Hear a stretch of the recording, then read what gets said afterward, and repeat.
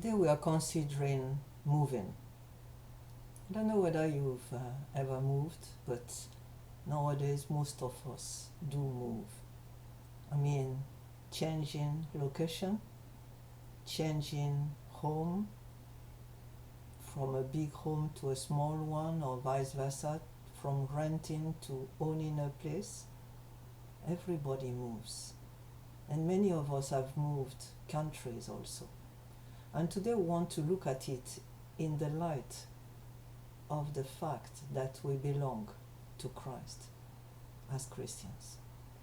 And this is not a light matter, because if you belong to Christ, you don't belong to yourself anymore. You have surrendered your life, and it means that you cannot just take a decision on the go just like that. Every move is important, and it has to fulfill a purpose.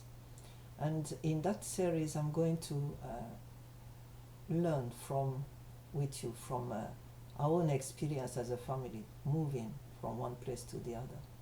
And you find that we are all movers in a sense, because right from the start in Genesis, the first book of the Bible, God called Abram and told him, leave your family, leave your place, leave your country, and follow me, and I will take you to the place that I've prepared for you. And so he moved. He left his village, he left his family, he left his father's compound, he left everything that he had, but he left with his belongings. And in those days, because he was a shepherd, he had a lot of cattle, sheep, and so he left with this. And then he also left with his wife and his nephew, Lot. This was the first of many moves recorded, not only in the history of Abraham that became Abraham, but also other people in the Bible. And one of the recorded movers was David.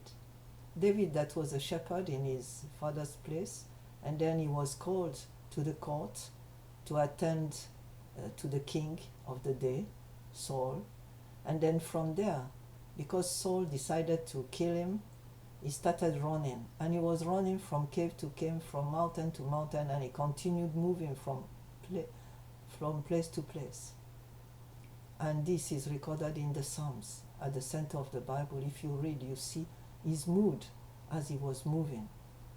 Eventually, he got to the palace as God had planned and prepared.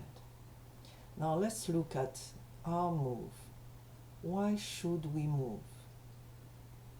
Usually, a move is triggered by an enlargement in the family size.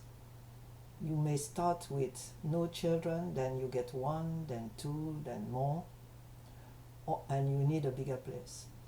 Or it's triggered by your job, a change of job, or a new job that has to take you to another place. All this happened to us as a family. You can also move from one country to the next, and this usually, with God, has to do with a change of mission, because every one of us has a mission, but missions are not necessarily for life. You can have short missions, longer missions that God impresses upon your heart, and you know that this is what you have to do. So it's an issue of how do you go about that. So the first question is, who told you to move? Usually, God can speak through circumstances. For example, we were living at a point on a second floor, and without any lift, obviously, and we had a disabled child, and we found it extremely difficult to go up and down the stairs with that child. So we needed a better place, ground floor. So that was a must, and we applied to move. Or your family is getting bigger, the children need a room each, especially if it's a boy and a girl, and then you have to look for a bigger place. And that doesn't mean that God is not in it, but God can speak through such circumstances. There are problems sometimes with the moving and conflicting information. So for example, one time we became convinced that we had to move from southern England to northern England. And when I told people in the church, they voiced their surprise, bewilderment, and tried to influence us to stay in London and not to travel, not to move. But at that time we knew that no matter where it came from, even though it was from within the church, it was not God's will, and so we moved. And how will you know when conflicting informations come? Then you need to consult God. This is not an Old Testament story or even a new one. It's an everyday happening. Anything we need to know and we don't, then sit down and talk it to God. That is what prayer, as they call it, is about. Sitting down with God and telling Him, now this is the situation, what do you think about it? Please talk to me. And God can reply through a variety of ways. Circumstances, good advisors, His word, and sometimes you are forced to wait. And in the waiting, you get a better idea about the whole situation.